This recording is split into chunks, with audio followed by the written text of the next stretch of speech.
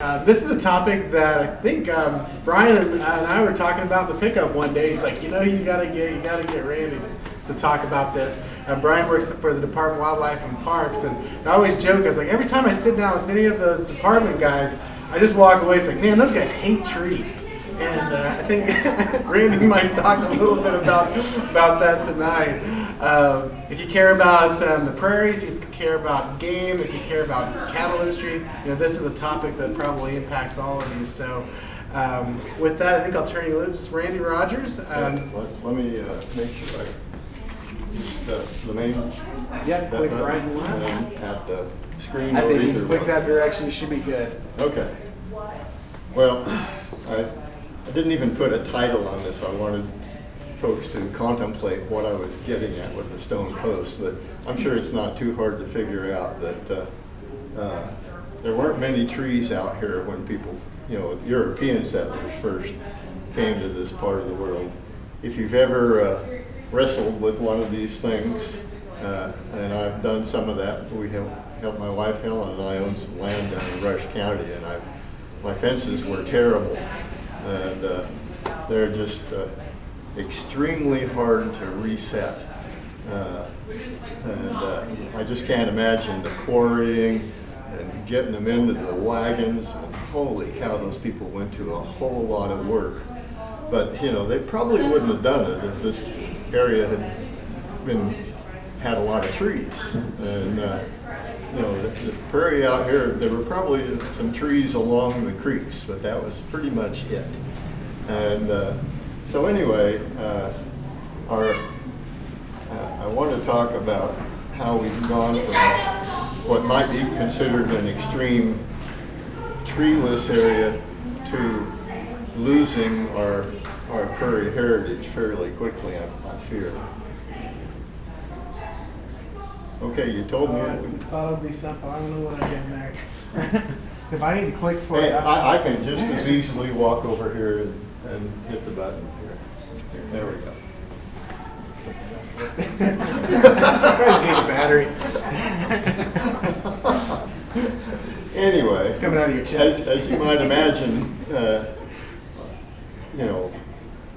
as the quantity and quality of our prairie has declined, our native grassland wildlife has also declined. Even things like what we consider a ubiquitous species, like the western meadowlark, their numbers are declining as well. And so,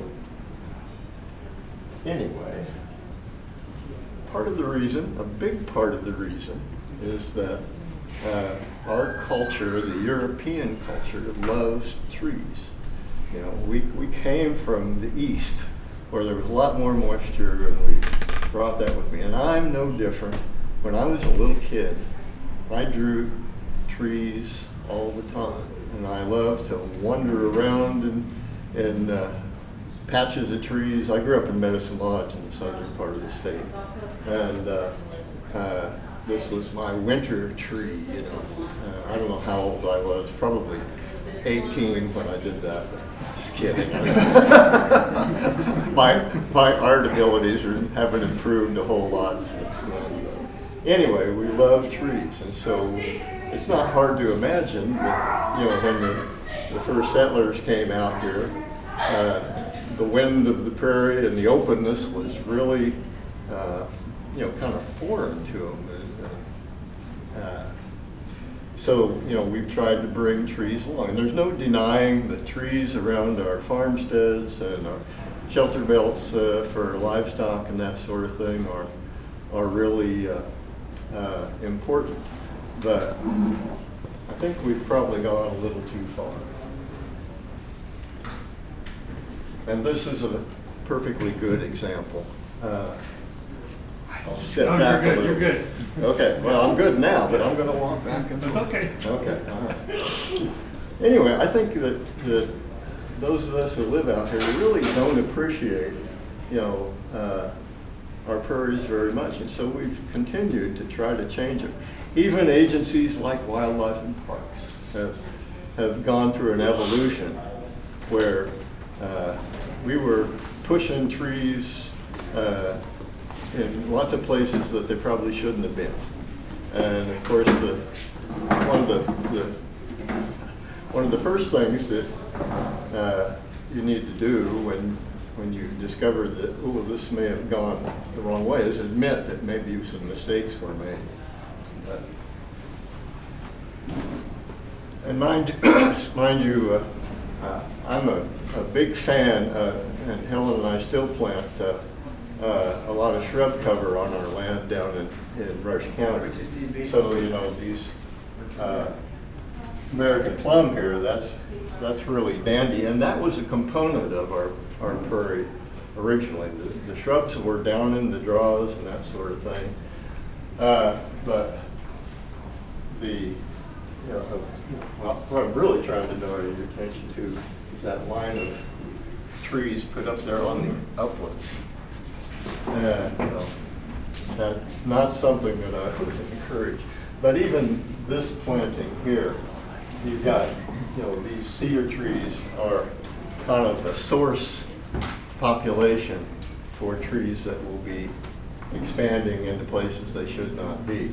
And of course, well, not of course, but these are, you don't have a pointer, do you? Is it? Oh yeah, that one works. Ah, okay. Top button there. Top button. Yeah. Okay. That way I won't have to walk around quite so much. Yeah, Russian olives, an exotic species.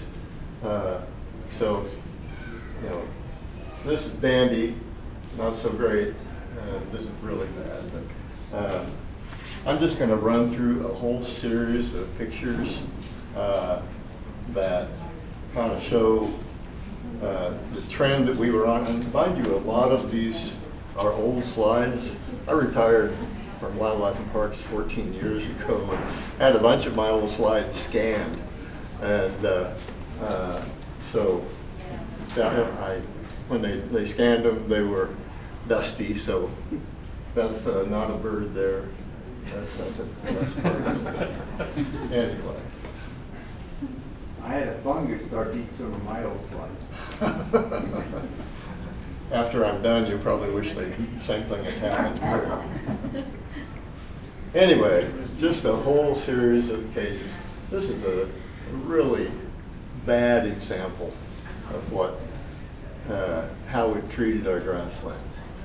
And this is in southwestern Kansas. Mind you, this is a CRP patch.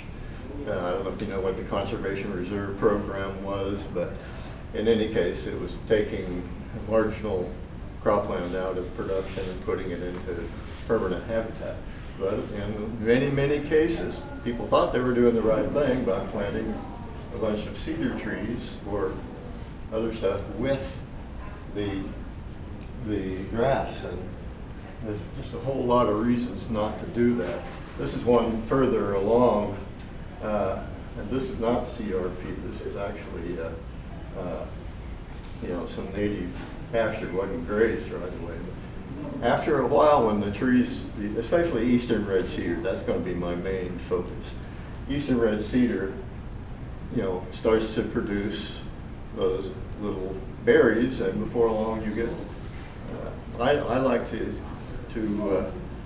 say metastasize. They just like a cancer. They have metastasized onto our grasslands, and it's amazing to me how many times once people see this happening, they say, "Oh, well, maybe that wasn't a great idea."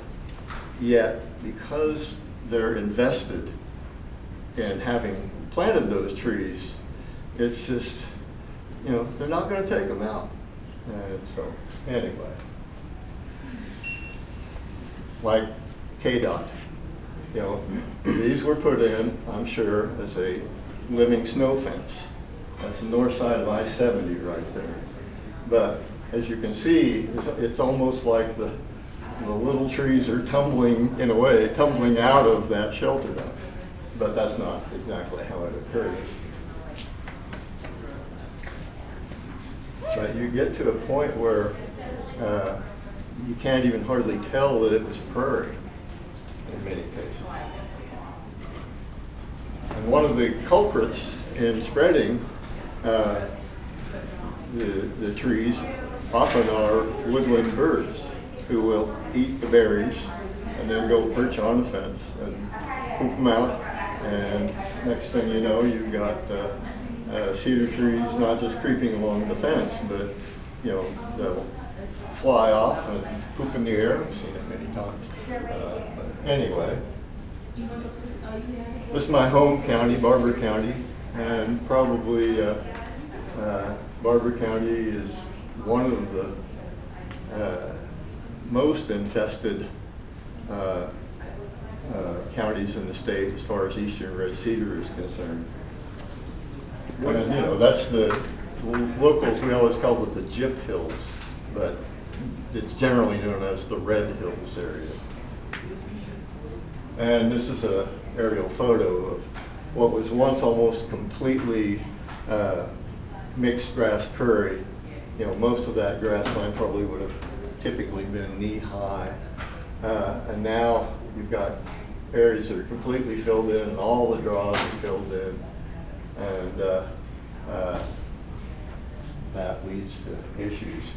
Butler County, over east of Wichita, lots of small holdings that people want to live in the country. And of course, once you get more and more housing out there, everybody's afraid of burning, doing any controlled burns. And so you get this sort of situation. But we've got plenty to deal with locally. That picture is actually probably close to 20 years old, and it's a lot worse.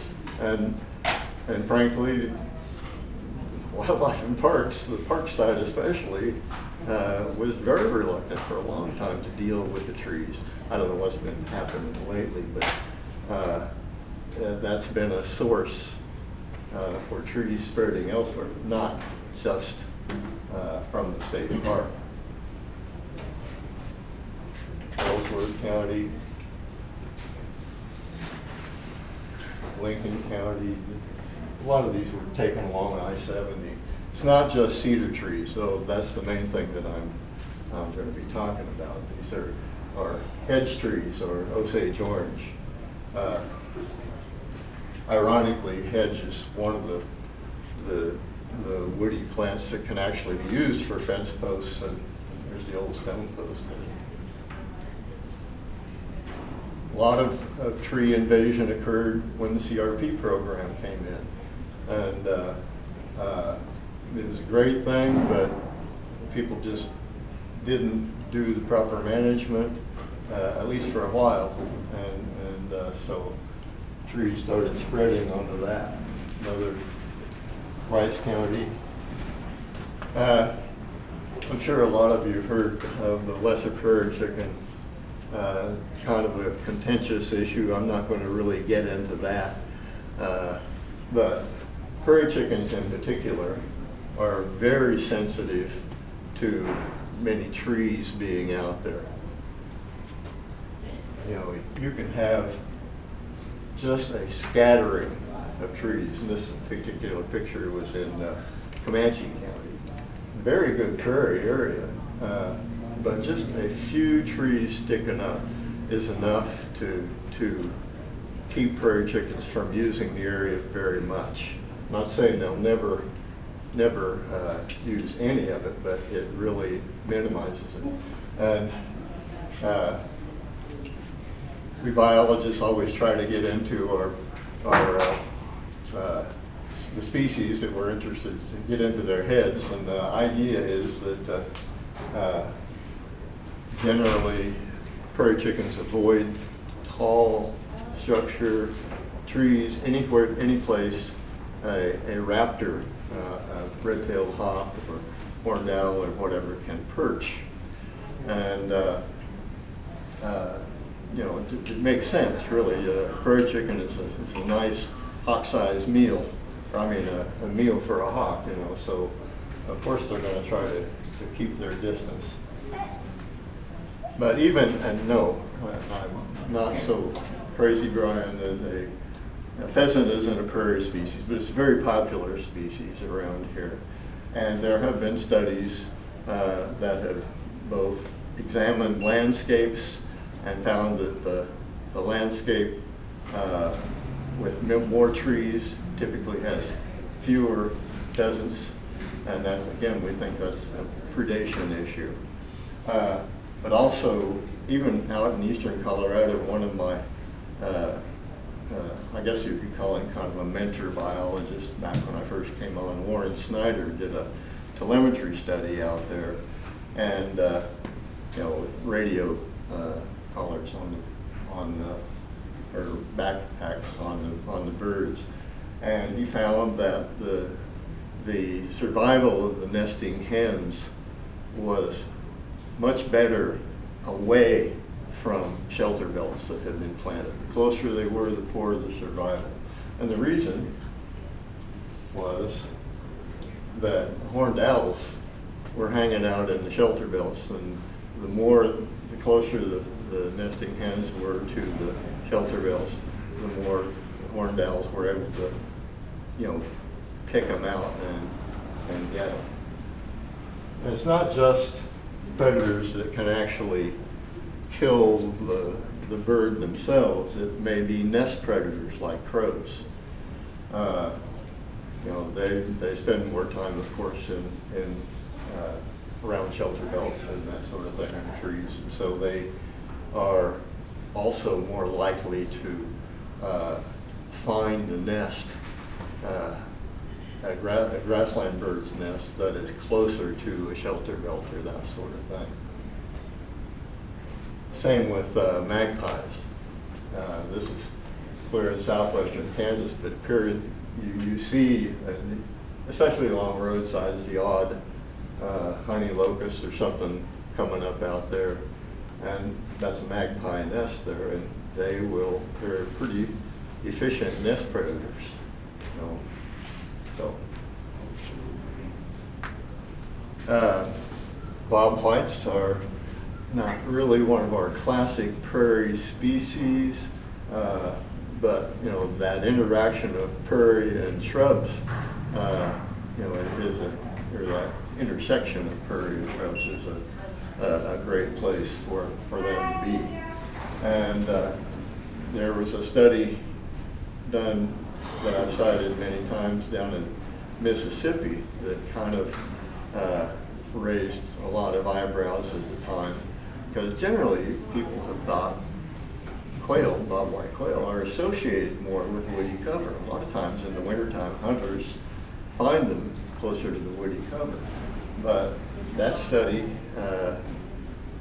found, again, the nest success, or nest, not only predation of the nests themselves, but also of the nesting bird, was higher the closer in areas where there were scattered cedar trees.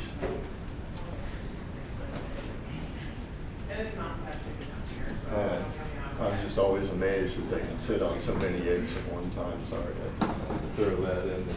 The reason they found was that there were a lot more raccoons in the areas where there were cedar trees.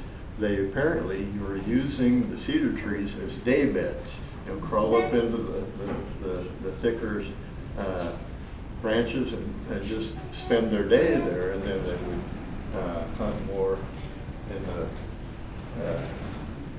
morning, evening, and overnight. And even for, excuse me, I'm getting a little dry here. Incoherent all the time, but dry mouth part of the time.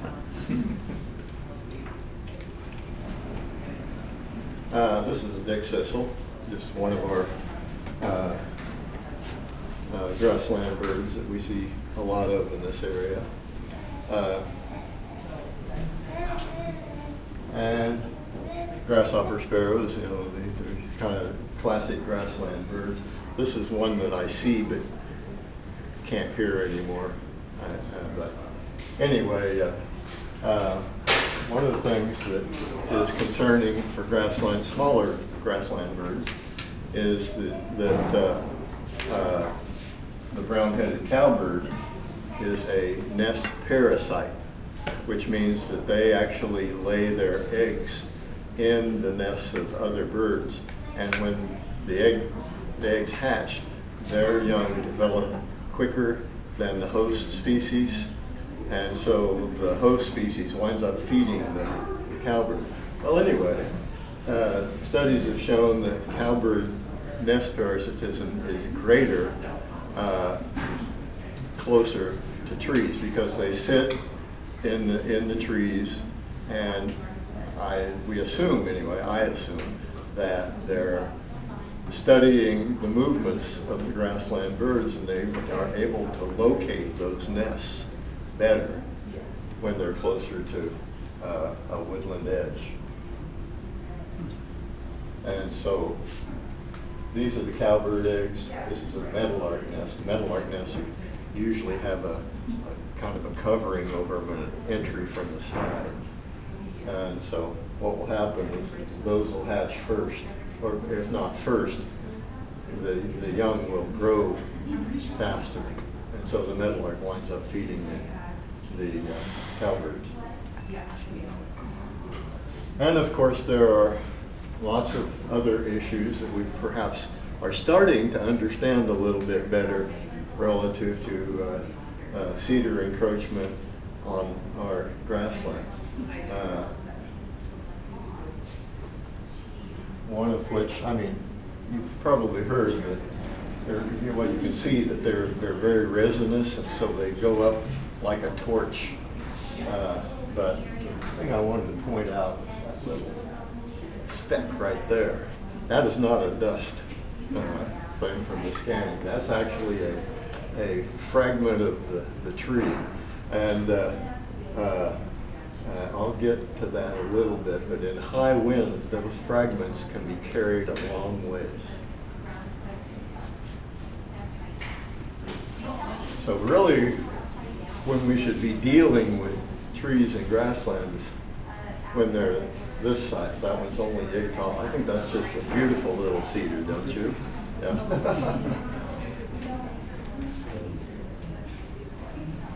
And I really think that it should be a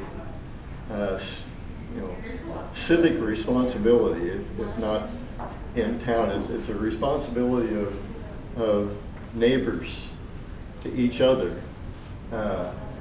to manage your land in such a way that it does not cause problems for your neighbors. And letting cedar trees grow on your prairie is really, in the long term, a detriment not just to the next door neighbor, it may be a detriment to a whole lot of folks. Encroaching tree there. This picture is probably 20 years old. Next time you go to Salina, look on the south side. This is in Ellsworth County. This patch over here is almost totally covered in trees now. And these little trees are like these are now more like that. But I think I suspect it was done. Somebody that really thought they were doing great things for wildlife, but not for prairie wildlife, that's for sure. This is the Lutheran church north of Ellis, and I'm sure that I can absolutely understand the value of that shelter belt there on I guess that's the west side of the church there. But in any case, we have planted trees on the prairie with religious fervor, but they really do spread like hell. And this is, I took the picture this way, and that's the second picture. More than likely, all these cedar trees, the source population was that shelter belt by the Lutheran Church. So, and of course, I put a lot of this story together long before we had our local big wildfires, you know, the 4-county fire, and you know, there were a couple of really big fires, one in Barber County, my home county, and one in Clark and Comanche County a number of years ago. And then you've all heard about the ones that occurred down in the Texas Panhandle just this spring. A lot of that difficulty in controlling those fires has been to do with you know, trees, not the prairie itself. And the problem is that remember I pointed out that little fragment? You get a really high wind day, 60, 70, 80 miles an hour. Those embers from the cedar trees can be carried as much as a mile. And so in a lot of these fires, you get what are called spot fires. You know, the firefighters may be working on a front to stop that front, but the spot fires will go clear over the top. And so first thing we need to do, and I've been saying this for a long time, made some folks unhappy, but stop planting trees in grasslands. It's not the right thing to do.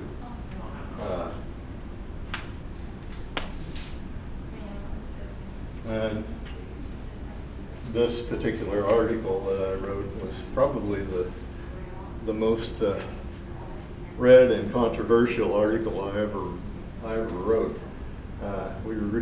Back then we didn't have email and we couldn't send it out electronically. I can now if anybody wants it, but we reprinted that, you know, I think probably 10,000 times and sent it out. And it rankled some folks at the time, but you know, I think that it was probably the most influential article I ever wrote. What year was it? Huh? What year did you write that? Well, it's been, I can't remember exactly. It's been probably close to 20 years, something like that. So we really need a lot more people who conduct prescribed burns and do it to manage the prairie. The prairie evolved with a number of things, grazers, the bison, fire was part of it, and of course extremes in weather. But the trees were really a whole different change for this part of the world. And I couldn't help but put this in to show one of our little birds, and you'll see a little bit more of this down the line. But preparation is really, really important for conducting a safe prescribed burn. And unfortunately, this year I did a lot of preparation to do some prescribed burns, and it's been so dry where our land is that there's been a burn ban in place. Sometimes you just can't win. We need a lot more of this going on because in many places our prairies have been nearly lost to tree invasion. They're still salvageable, but we need to increase our grassland reclamation. And while that is, you know, looks really spectacular, that's extremely expensive, and this is a great thing. I'm not arguing against this, but we just need to be thinking further in advance, and once the reclamation is done, follow up. Because I've seen this a number of times. People go to a great expense, you know, get the big trees out, and then won't follow with a fire. And so before long, you got the little cedars coming in, and you're just years away from being right back where you were.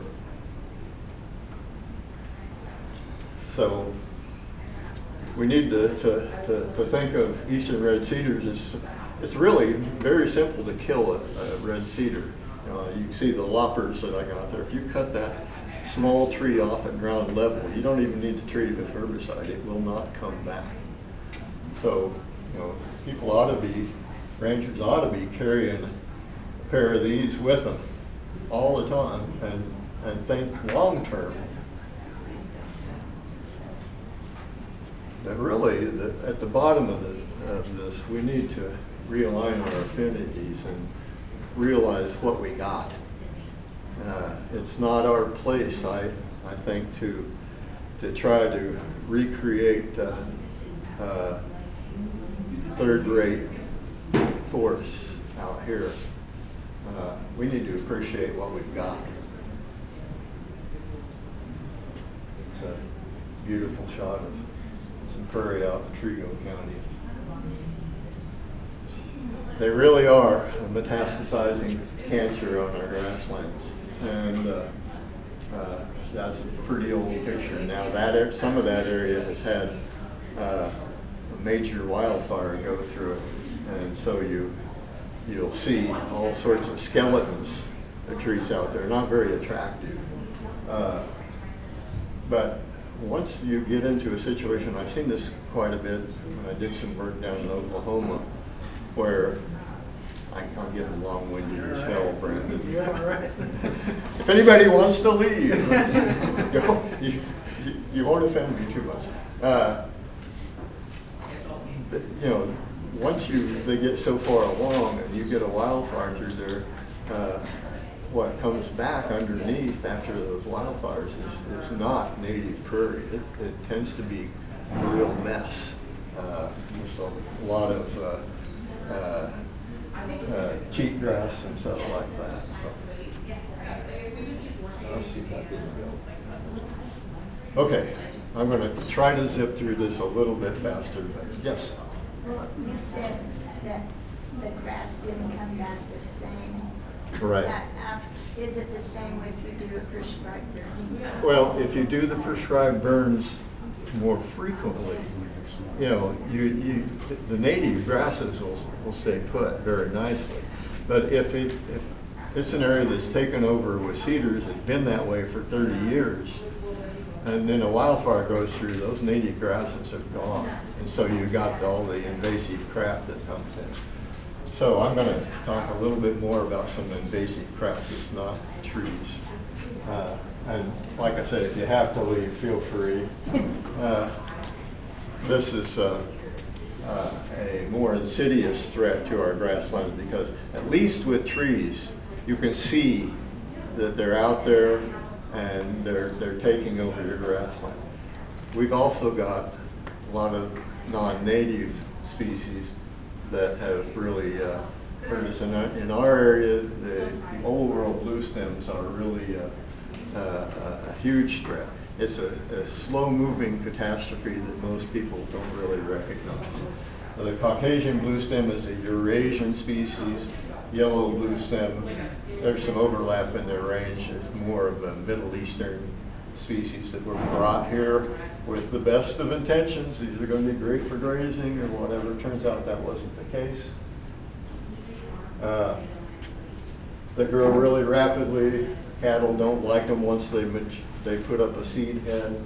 Highly competitive and will form a monoculture. You can go from a prairie area that may have 100 species in it to old world blue stem monoculture, one species. They reduce plant diversity, insect diversity, wildlife diversity and abundance, and actually can kind of poison the soils, if you will, for our native microbial communities. This is a slide I borrowed from Keith Harmony. He's a range specialist down at the Ag Research Center. I think that word is an understatement. It's not may. It may be if you let it go, I guess is the right term. Unfortunately, as I understand it, the Old World blue stems were an experimental research study that was done at the Ag Research Center over the objections of the range person way back. We're talking back in the 80s. And so they planted it and not realizing what would subsequently happen. And, but even more recently with the Conservation Reserve Program, which started in 1985, Old World blue stems were put in Texas, New Mexico, and Oklahoma. In Kansas, we only use native species. But this stuff is out there now, and like I said, it has been planted here in Hayes, and this is looking from just off of Highway 183. This is big blue stem, and all of that is yellow blue stem. And So if they disc it up, if they disc it up and turn it back, will it return? unfortunately, that's not really a solution. The first, you disc it up, what will come back first is the yellow blue stem. Okay. And once you got that seed source out there, it's very difficult. Okay. So Keith did kind of an observational study on the Ag Research Center, and this is his slide. He started this in 2003, just observing how many plants were there, and bottom line is after 8 years, he went from these numbers to these numbers, and so it increased 2.7 times in that length of time. That's the patch, but all the metastasis that's going on, these really allows it to go a lot further, a lot faster. If you think of this as like compounded interest that you don't want, but it really, if you can bring yourself to think long term, and that's where we really got a problem, is people don't think long term. Going from 1/20 of an acre in 50 years, it'll be 72 acres just projected. And so this is just off of 183, just south of Hayes. You can see the advancing front, those little patches. Those undoubtedly started as one plant.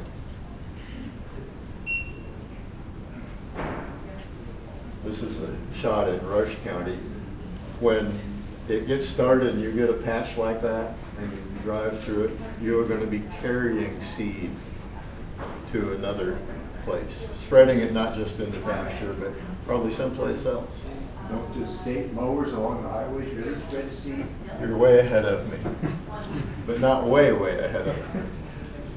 One of the problems with Old World blue stems is that once they put up a seed head, cattle do not like it. And they can be forced to eat it if there's nothing else out there. But they really do not. And you can see this in heavily invaded pastures.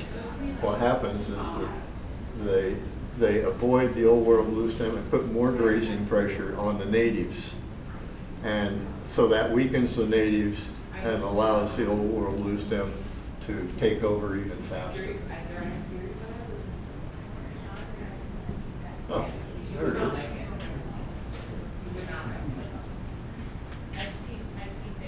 The most typical scenario I see is it gets a foothold along the highway. Drive south along 183. As you leave Hayes, you'll see a ton of this stuff. Gets a foothold, and then we mow it. When we spread it, the mower cake, of course, you all know what that is. If you ever pushed a mower. And it just gets spread more and more along our highways, especially. Here we're mowing through this strip of Caucasian. That's Rush County, by the way. Another, mowing where, again, it's spreading. And just an example, mowed there, but this one spread far enough that it's now metastasizing into the pasture. And there are places, this is Highway 96 in Rush County. This would be a little ways west of Albert in the Timken Hills. Lots of Caucasian blue stem in the roadsides, but it's got to this point, and it's very, very difficult to deal with at that point. Mowing or haying of roadsides and adjacent pastures is a real recipe for spreading this stuff. And I just don't think people realize, because it's an insidious thing. You don't realize that this is changing our grasslands for the worse, and probably for a very long time, if not forever. This is a hay meadow I've watched for 20 some odd years. Used to be almost totally big blue stem and stuff over here. It's right off of 183. Now it's almost all yellow blue stem. You can see the yellow blue stem encroaching. But this whole area was big blue stem at one point in time. So that's a swath of yellow blue stem. More of the same. Does it make decent hay, or Huh? does it make good hay? It's like I told you, if cattle are forced to eat it, they will eat it. If they have a choice, they will not eat it. So, it obviously can make hay. So I look at this as an ecosystem bomb.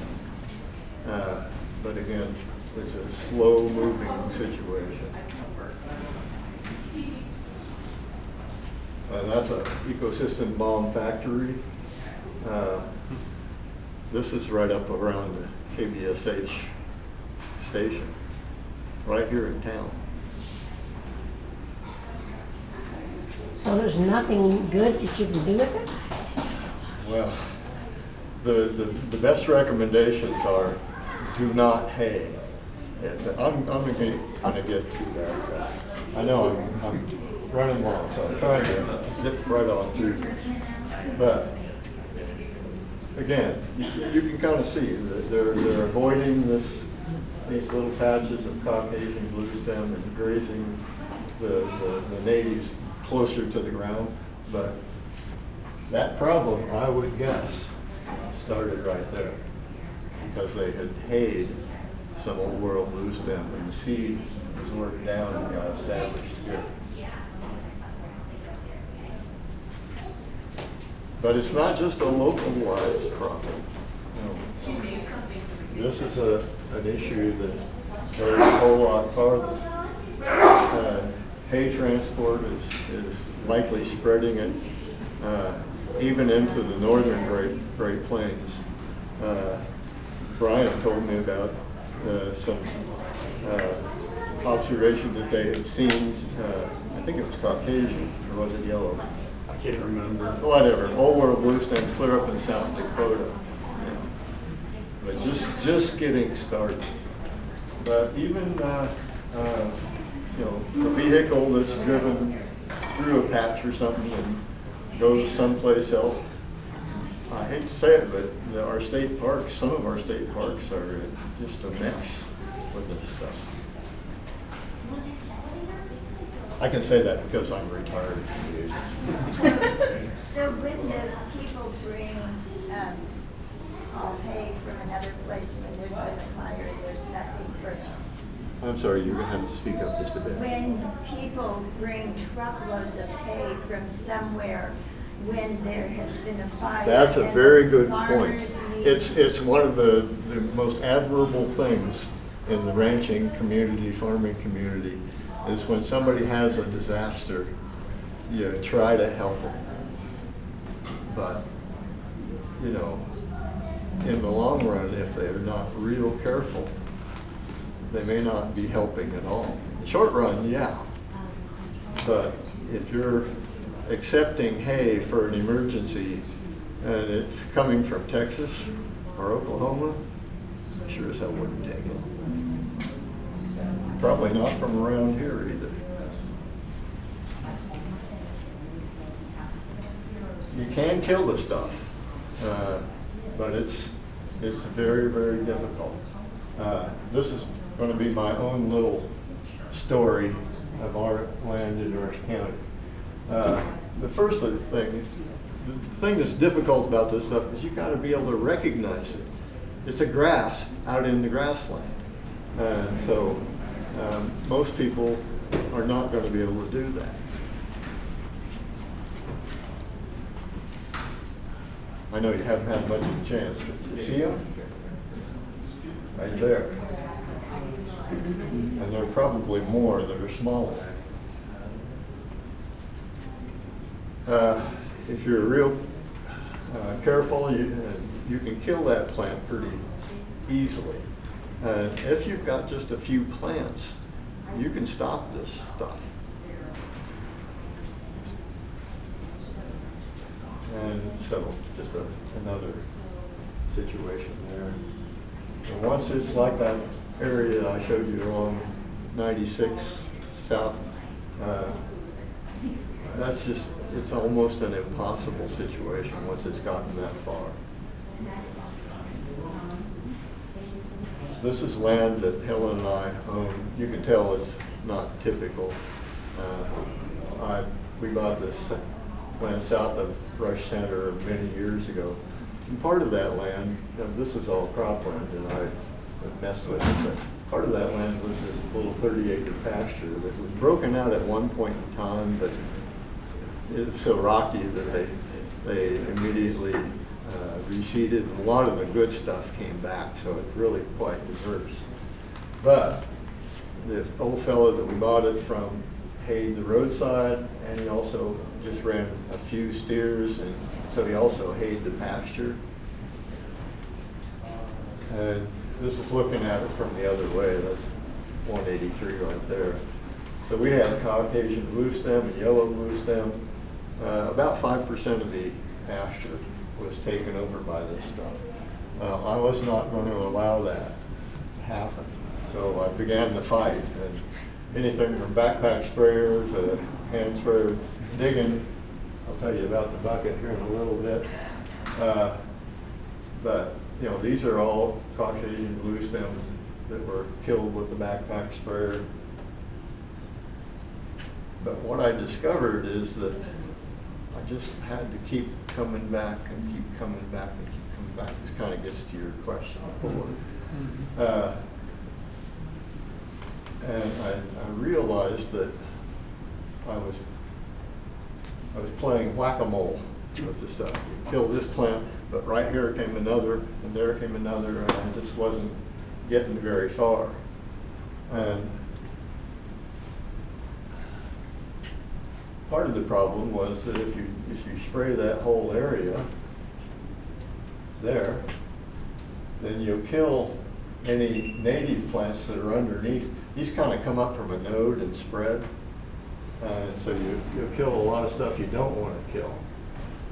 So what I wound up doing was I'd actually gather the plant up in my gloves and cut it off with my sharpened little shovel, and then put the heads in the bucket and destroy the heads later on. So I was carrying the bucket and the shovel and a sprayer, or a hand sprayer, all the time. Anyway, I went back past, but when I cut it off, you know, it killed a smaller area, which was mostly the old blue stem. And that would allow some of the natives to survive. And I finally started making progress when I was cutting the heads off, putting them in the bucket, and destroying all of that. But you get to a point where how do you find those last few plants? And so we got prescribed burns on the place a number of times. These, by the way, are shrub thickets. You can't really see them yet, but I put a fire break around them, and we were able to burn around it pretty simply. Even after a hard freeze, I would be out there looking for this stuff. And it's got, see that red right there? It's a very shallow crown on these species. And so you can kill them by digging them. Of course, a lot of our, not digging deep, maybe that deep. Our natives would probably come back from that. But, I'd probably put in someplace between 1,500 hours or maybe as much as 2,000 hours on a 30-acre pasture. Who in their right mind, a crazy old biologist, is going to do that sort of thing? Nobody. And so prevention is really our only alternative. In other words, when you see this stuff, you got to deal with it then. And that goes for the trees as well. So if you find them, I'm going to just zip right through. First thing you need to do is mark the locations and search that area around it too. You can't just assume that that plant is the only one that was out there. Once you find one, you better assume that there are others out there. And kill the ones that you find as soon as possible, and removal of the seed heads and destroy them. And this needs to be followed up for probably monthly for at least 3 growing seasons. This is a very well managed ranch in Kiowa County, Hashknife Ranch. And at one point it was badly invaded with trees, but they really did a good job. But I was on a field trip on that ranch at one point in time, and they said, "Oh yeah, we killed off a little bit of yellow bluestem." And I said, "Oh, let's go see that site." Oops, sorry.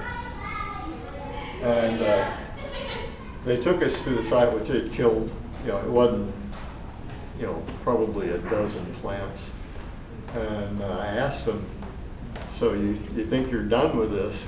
And then, of course, people were kind of milling around, and I went out and explored and found 6 more plants within 100 yards radius.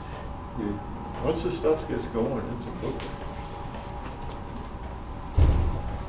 So, this will we save our native prairie from invasive species? These are lesser prairie chickens again, by the way. And perhaps you'll see the irony that I do in that the decision is up to us. And you are right here. So, sorry I went too long. You get passionate about something, you rattle on forever, So.